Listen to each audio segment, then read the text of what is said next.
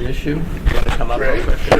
We don't have a lot of time, but I got nothing but time. It's not on our agenda, is it? it is It's not on our Okay, agenda. it's any other discussion. Hi For me to go? Yeah. Okay, my issue is parking for the building in which my business application is from. I am leasing about a third of this building, and change of use was triggered, and now it's been noted the building is out of compliance for parking. They want more parking. It's never been in compliance. My permit is being held up because the building is not in compliance.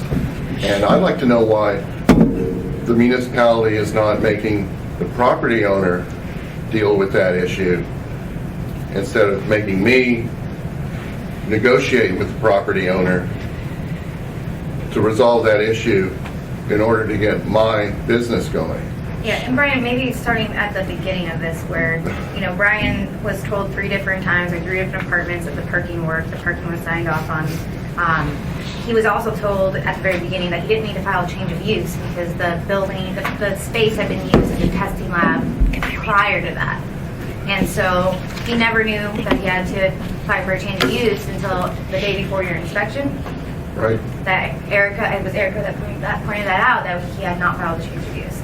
So the filing of the change of the use triggered an additional review, even though it had already been a testing lab, which after 3 departments of the community had approved as parking. Now we're in the situation where the parking's not approved, and we don't have an answer to get open. And you know, this has been over half a year that this process has started, and it just now at the nth hour, you know, was discovered to be deficient. So we're just looking for a solution. You know, it's not going to help to point fingers. It's not going to help to play the blame game. But it doesn't make too much sense to, you know, hold up one of only 2 testing labs in the entire state. I mean, the more cultivations that come on, the bottlenecking effect is going to happen because we only have 1 testing lab online, just 1. And Brian's fully inspected by AMCO, fully inspected by and approved by the third-party state-hired testing consultant. The only thing that he's not passed is parking. Amy? Thank you. It's difficult for us to intelligently discuss the applicant without having the application in front of us. I can't even remember where it's located, to be honest with you. But this was an application that's already passed the assembly? Yes. With conditions, right? Yeah. During this committee meeting, was there discussion about parking? Yeah, I see. a lot of discussion about parking. See, I don't remember. You know what I'll have to do is, can you remember the date that you came to the committee? We can get that for you and So send you the tape. Yeah, because I'll Yeah. pull the tape. I'll listen to it because, especially, okay, here's the thing. You've heard me say it probably today, and yes, I tend to be the mean one in the group. But the fact is, the parking is, the parking is between you and the or non-compliance of a property is truly the property owner's responsibility, right? So if you're asking us to give you something for a property that's non-compliant, it's not the city's fault it's non-compliant. But with that said, if we as a committee or as an assembly look at something and we say, you know what, really this isn't an issue, whatever, legislatively we could pull the license back and we could change the condition. That's one option. And that would be. But I can't tell you whether I would support that option or whether I wouldn't support that option because I understand the frustration with the bureaucracies. But staff is there to implement our will, which is fulfill the conditions that are on the license, right? But I can see the frustration, and I've been through this with other things where you're told multiple times, yes, it's fine, and then all of a sudden they're like, oh, no, it's not. So I would like to go back and look at the license and the conditions and listen to the tape to see what our discussion was about on this particular one, because there might be something that the assembly can do where we pull it back and we just change the requirement on the condition. Now, I'm not saying we'll do that, but I'm saying it's an option, and it might be the easiest solution. And again, if the department, the administrator, the department director has a lot of sway as far as staff, and if he reevaluates it and tells staff, you know, fundamentally this person's interpreting this differently than everybody else did, and maybe they're wrong. I don't know if you've taken that look. Have you looked at this applicant? I have staff here, you probably dealt with it, but this was one of the earlier cases that we dealt with. And just as every other thing has been modified as we learned through this process, one of the things we learned out of not just this one, but a few others, is as they came in and discovered, well, we're going to get permits, not just this license, was that we need to really enforce or really encourage people to get their non-conforming determinations before they actually go with this SMP. And that was not necessarily the case. You didn't have that non-conforming determination. I did for my business, but not for the building, the entire Exactly. building. So he applied for non-conforming, and they did the non-conforming just on the suite. And then they later went back and said this was done incorrectly, this non-conforming was done incorrectly, and then we had to do another one. And so it was one of those cases where we had a condition, I think, that said obtain non-conforming rights even on this one for the building. But there were some determinations made by staff looking at it and thinking, well, in the case it's not conforming, well, they're not going to need to, if they're legally not conforming, they're not going to have to do this stuff. The fact is they weren't legally non-conforming, they were illegally non-conforming. And that's where the rub came for that building. And so, yes, we probably take some heat on this one, I think, going into it. But what we're really trying to do in the end is treat everybody fairly. You know, and it was discovered later. It was, but it's part of the process that we've learned in going through all of this. I think the only way I can move forward, if this committee is going to bring it up, is I need to have the application back in front of me. I would like to have a staff analysis so we can actually have an intelligent conversation about what really the issue is. Because, you know, I mean, sometimes if it's, you needed 5 parking spots and you have 4, if it's a testing facility, how many people are they really going to have there? I mean, sometimes we have to inject a little common sense. Right. So, but I would be happy, and obviously tomorrow's Friday. Tomorrow's the deadline for the addendum, and so I don't think we could get this. I don't think we can get this before the assembly before Tuesday. So I would say I'd be happy to put this on next week's agenda, and it would give everybody time to get all the information together and give us a real discussion on this topic. If other members are wanting to do Let that. me see, Dave. You have some. Yeah, I mean, I was just going to say that, you know, being one of the first applicants, you're obviously one of the guinea pigs, and you know, we certainly, in the planning department, try to treat everyone fairly.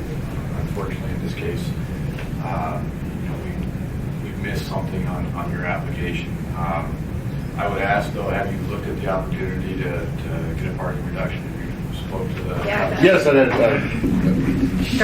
spoke to a traffic engineer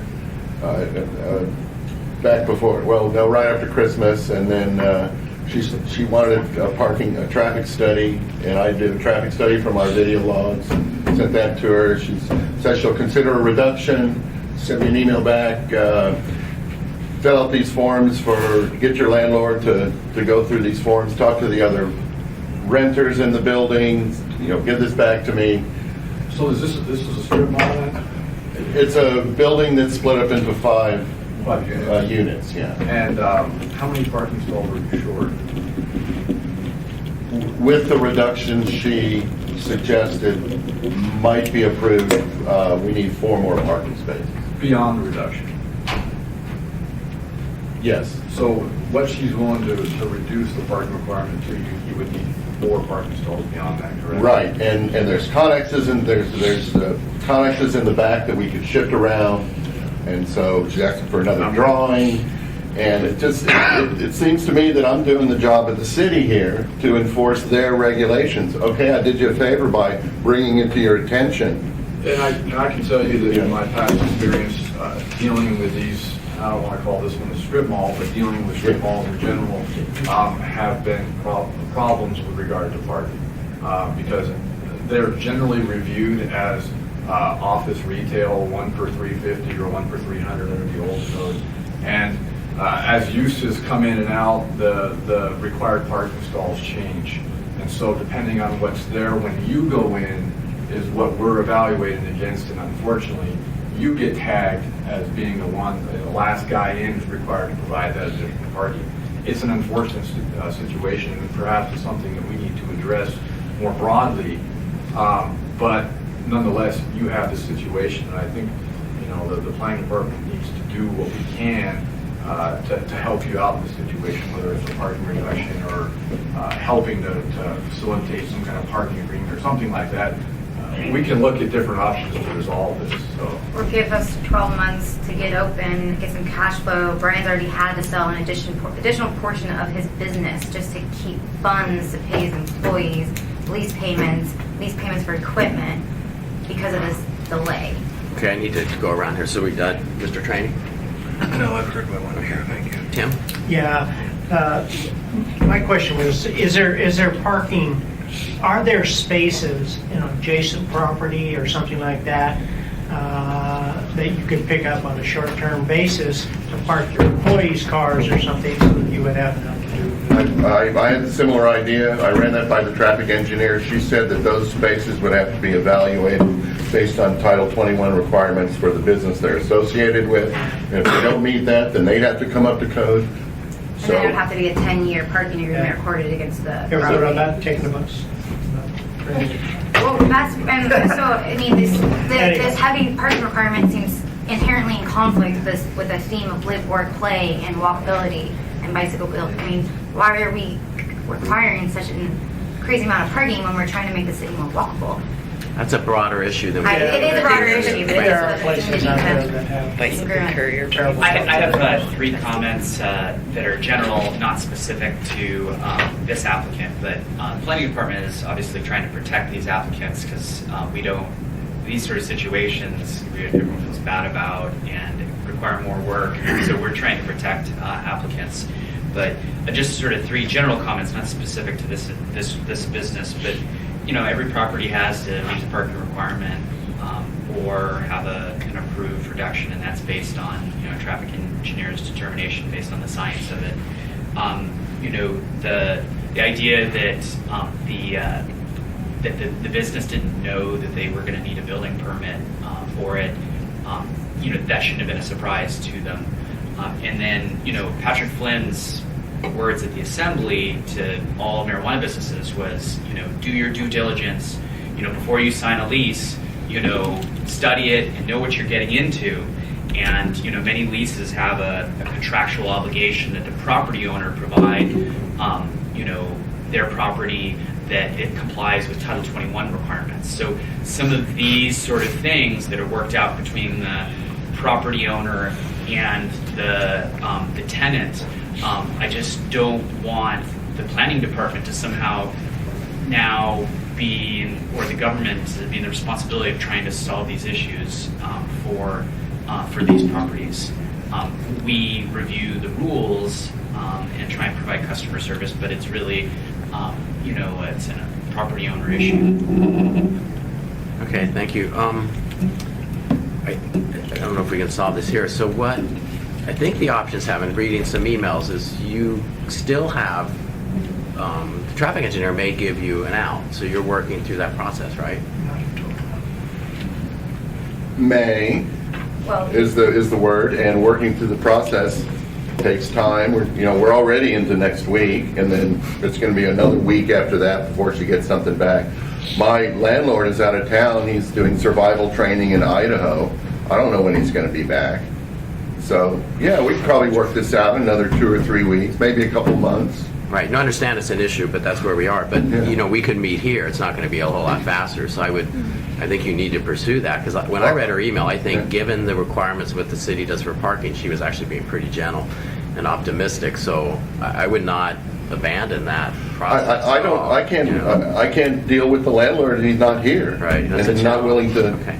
talk to me. So we have a meeting scheduled with nothing on the agenda, I think, for next week. So this could certainly be Put this on the agenda item next number week. 1. Yeah. But that means next week we meet, may not be, may have something that goes to the assembly on the 24th. So whatever we do is going to take a while. So Yeah. don't disregard I have a quick any question. option. So, If, say I just bailed, dropped my application, would you guys still go after the property owner to comply with parking? A violation, a complaint has been put in against the property for parking, and I believe a notice of violation letter has been sent. Okay, so Or will be he's sent, still going to yes. have to Yes. fix that. Yeah.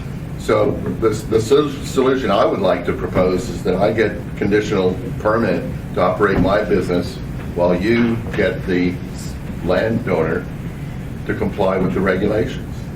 It doesn't work that way. Well, we could just, I don't know. There's no way for us to. So let's, I think we need to roll Well, here. well, We can I put say this one on the last thing? agenda. Just put it on the agenda. You know, like I said, I am not willing to take any position because, you know, as John said, you know, staff might work this out. And my expectation is Stephanie may, the traffic engineer may work this out. But we need it in front of us, and some of the solutions sometimes are you have 6 months to figure it Yeah, out. that would be- Sometimes that's the solution too. Give you 6 months to get to that non-conforming status or whatever. So, but we cannot give you any sort of, we can't even give you any sort of clue as to what direction the committee would take without seeing the information in front of us. And as long as we know that's an option and something we could discuss next week after you've had a chance to look at it, I think that's fair. Okay, let's do that. Put on the agenda. I hope what you do is come to report that the traffic engineer said you're good to go. You're the only thing on the agenda. Or they could land So far. go back and apologize for previously assaulted property. Okay, well, thanks for bringing that up.